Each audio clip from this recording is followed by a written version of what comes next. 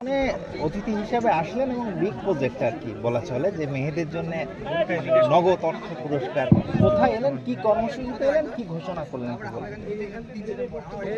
এরা আজকে যে ক্লাবে আজকে যে তারা ম্যারাথন দৌড়ে অংশগ্রহণ যারা অ্যারেঞ্জমেন্ট করেছে তাদেরকে আমি অশেষভাবে ধন্যবাদ জানাই। এই ক্লাবকে যেন আগামী দিন স্বরূপনগরে প্রতিটি ক্লাবে ম্যারাথন দৌড় বা ফুটবল টুর্নামেন্ট হোক, খেলাটা যেন এই স্বরূপনগরে ফিরে আসে।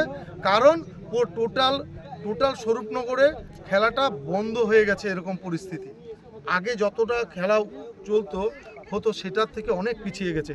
ম্যারাথন দৌড় যত ক্লাবে খেলা করবে, ম্যারাথন দৌড় যে কটা ক্লাব মানে অ্যারেঞ্জমেন্ট করবে, প্রতিটি ক্লাবেই মেয়েদের আমি 1000 টাকা করে আমার পক্ষ থেকে আমি প্রতিটি মেয়েকে দেব টোটাল বিধানসভায়।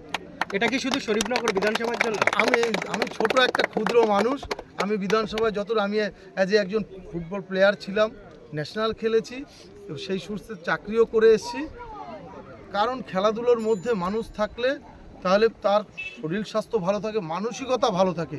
প্লেয়ার যারা তাদের মধ্যে কোনো সময় কোনো একটা খারাপ মানসিকতা সে তার করে না।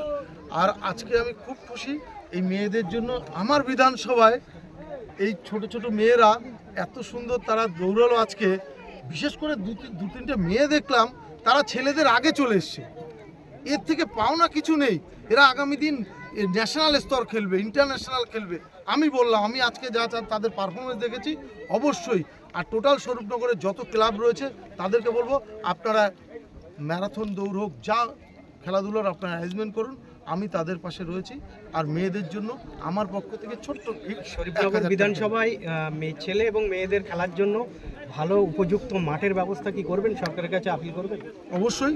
যদি কোনো ক্লাবে তাদের মাঠ ডেভেলপ করতে হয়, তারা ক্লাবরা যদি আমার সঙ্গে যোগাযোগ করে, আমি অবশ্যই তাদের জন্য যতদূর সম্ভব ততদূর আমরা করব। নাম আর পরিচয়? আমি তারক শাহ, স্বরূপনগর